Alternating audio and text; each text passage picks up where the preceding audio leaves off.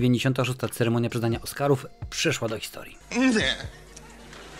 Było wiele ciepłych słów, kilka zaskoczeń, ale przede wszystkim ceremonia nie była nudna. Co? Była relatywnie krótka, bo zaledwie 3 godziny 20 kilka minut, co jak na Oscary jest bardzo krótko, bo przeważnie to jest powyżej 4 godzin, nudzi się i w tym momencie mamy ochotę zasnąć, ale akurat tym razem nie było najgorzej. Wszyscy czekali. Jak to będzie? Barbenheimer, Barbie czy Oppenheimer? Kto rzeczywiście wygra? Oppenheimer był nominowany w 13 kategoriach, Barbie w 8 i największym zwycięzcą jest jak najbardziej Oppenheimer. Yes! Film zgarnął 7 Oscarów, w tym m.in. za najlepszy film dla najlepszego reżysera Chrisa Nolana oczywiście, najlepszy aktor pierwszoplanowy Cillian Murphy oraz najlepszy aktor drugoplanowy Robert Downey Jr. Kolejnym wygranym dzisiejszej gali był film Biedne istoty, który z 11 nominacji otrzymał 4 Oscary, m.in. w kategorii aktorka pierwszoplanowa dla Emmy Stone. Nie było się oczywiście bez, powiedzmy, polskiego wątku. Koprodukcja, w której braliśmy udział, czyli Strefa Interesów, zdobyła 2 Oscary, 5 nominacji. Trzeba przyznać, że mimo wszystko dobrze to dla nas wyglądało. Ale Barbie już nie miała aż tyle szczęścia. 8 nominacji i tylko 1 Oscar. Piosenka Billie Eilish i rzeczywiście można by powiedzieć, tak, największy przegrany. Nic bardziej mylnego. Największym przegranym dzisiejszej ceremonii rozdania Oscarów był film Martina Scorsese Czas Krwawego Księżyca. Film był nominowany w 10 kategoriach i otrzymał 0. Nic, ani jednego Oscara nie otrzymał ten film. W żadnej kategorii oczywiście nie mógł się specjalnie liczyć. Twórcy mieli nadzieję, że chociażby Lily Gladstone za rolę pierwszoplanową kobiecą. Nic bardziej mylnego. Kategorie techniczne też do nich rzeczywiście nie powędrowało. Kolejnym, jak już mówiłem, przegranym Barbie, 8 nominacji, tylko 1 Oscar, a także Maestro Bradley'a Coopera. Film był nominowany w 7 kategoriach i nie otrzymał żadnej nagrody. Więc jak najbardziej te 3 filmy nie mogą zaliczyć dzisiejszej gali do udanych. Jak już mówiłem, pojawiły się również momenty wzruszające.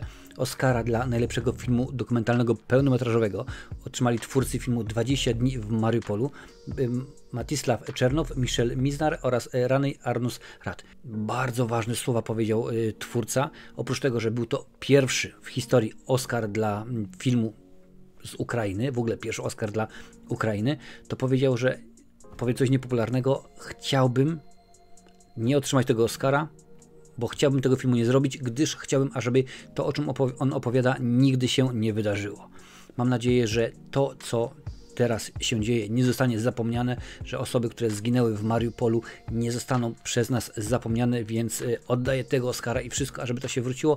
Niestety tak nie może być, więc pamiętajmy i uczmy się na naszych błędach. Rzeczywiście bardzo ważne wyznania i kilka takich wątków, może nie tyle politycznych, co rzeczywiście natury ludzkiej pojawiło się tutaj i jak najbardziej słusznie, bo rzeczywiście czasy są takie, że twórcy biorą sprawy w własne ręce. Dodatkowo, co zwraca uwagę, to sposób, w jaki Oscary były prezentowane. Oczywiście na początku Jimmy Kimmel miał swój monolog, który musiał się pojawić. To be or not to be. Bo rzeczywiście naprawdę każdemu się oberwało od Stevena Spielberga przez Christophera Nolana, a na Barbie skończywszy i rzeczywiście jeszcze mnóstwo innych rzeczy, ale później, kiedy rzeczywiście mieliśmy aktorki oraz aktorów pierwszo- oraz drugoplanowych, za każdym razem wychodziła 5 właśnie wspomnianych aktorów i aktorek i bezpośrednio się zwracała do osoby nominowanej, bo było w każdej kategorii po 5 osób. To rzeczywiście było coś innego, coś ciekawego, coś, co sprawiało, że te Oscary nie nudziły. Był bardzo zabawny jeden wątek, kiedy to na scenie pojawił się Arnold Schwarzenegger oraz Danny DeVito, czyli bliźniacy. Panowie sobie przypomnieli i rozmawiali o tym, jak to rzeczywiście próbowali zabić Batmana. Danny DeVito jako Pingwin oczywiście w powrocie Batmana z Michaelem Keatonem w roli człowieka nietoperza, a Arnold Schwarzenegger jako Mr. Freeze z tym razem Batmanem był oczywiście George Clooney. Hi Freeze, I'm Batman.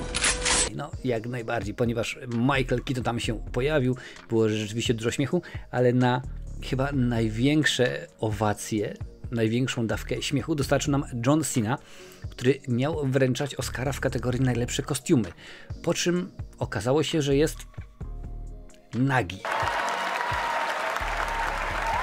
Nie ma nic, więc wyszedł na scenę tylko i wyłącznie zakryty w kopertę z informacją o tym, kto otrzymał Oscara. No, wyglądało to dosyć zabawnie, dosyć komicznie. Wcześniej dopiero co Jimmy Kimmel wspomniał, że mija właśnie wiele lat od czasu, kiedy to David Niven wręczał Oscara, bodajże 40 lat czy 50 i właśnie wtedy na scenę wbiegł Golas. No i rzeczywiście to było dosyć zabawne, dosyć ciekawe. Musiał oczywiście taki wątek się pojawić. Jednym z Oscarów, który mnie najbardziej cieszy, to nie ten dla Strefy Interesu, nie ten dla Oppenheimera, ale właśnie efekty specjalne, efekty wizualne dla filmu Godzilla Minus One.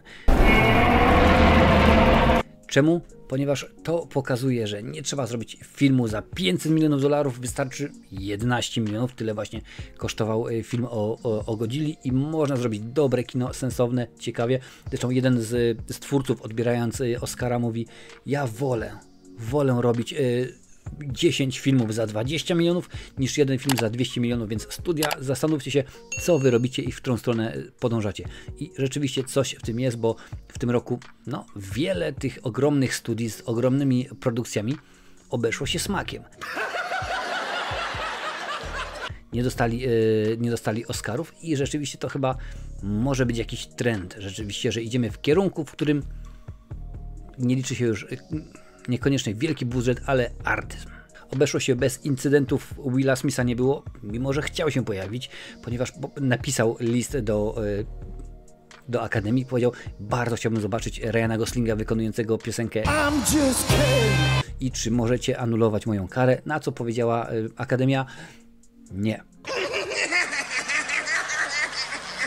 Dziękuję bardzo, masz bana na 10 lat, więc sobie jeszcze troszkę poczekasz. Więc Will Smith się musiał obejść smakiem. Z mojej strony Oscary były ciekawe, interesujące, nie nużyły, a to, że kilka kategorii mi się nie udało poprawnie obstawić, poprawnie wytypować, no cóż, na tym polegają Oscary, że nie wszystko możemy mieć. A na tej liście tylko i wyłącznie znajdują się filmy nominowane w tym roku do Oscara.